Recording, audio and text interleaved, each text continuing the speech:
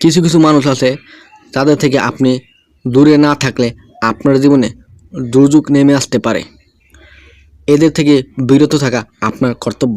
তাহলে জেনে নেই কাদের থেকে আপনি বিরত থাকবেন। নাম্বার 1, যে আপনাকে নিচে নামাতে চায়। সবাই আপনার সাফল্য চায় না, কেউ কেউ আপনাকে নিচেও নামাতে চায়। আপনার উচিত এ ধরনের মানুষ খুঁজে বের করা এবং তাদের সঙ্গ পরিত্যাগ করা। নাম্বার 2, যে অন্যের কথা শুনতে চায় না। অনেক মানুষ আছে যারা অন্যের কথা শোনে না, তবে নিজের বক্তব্য প্রকাশ করতে তাদের আগ্রহের শেষ নেই।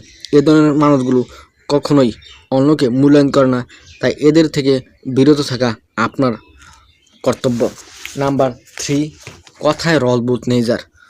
মনে রাখবেন, বুদ্ধিমত্তার প্রকাশ রসবোধ, আর এই রসবোধটি যার নেই তার বুদ্ধিমত্তার সম্পর্কে আপনি সন্দেহ করতে পারেন।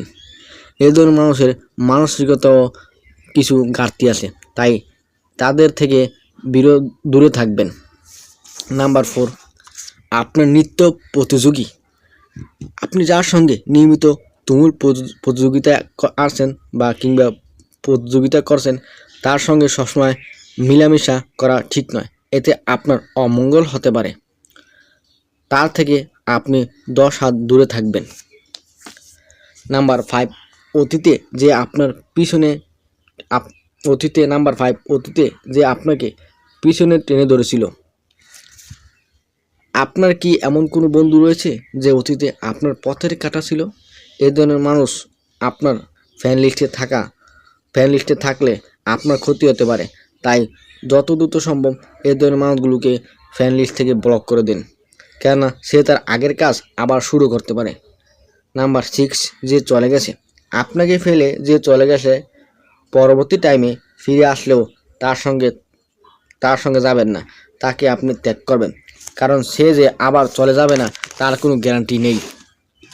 নাম্বার 7, প্রতিদিন ভালোবাসা পাল্টায় যায়।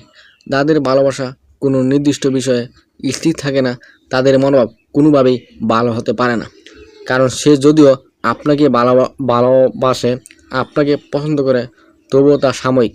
এর পিছনে কোনো না কোনো স্বার্থ রয়েছে, তাই এদের থেকেও বিরত থাকবেন। ধন্যবাদ সকলকে।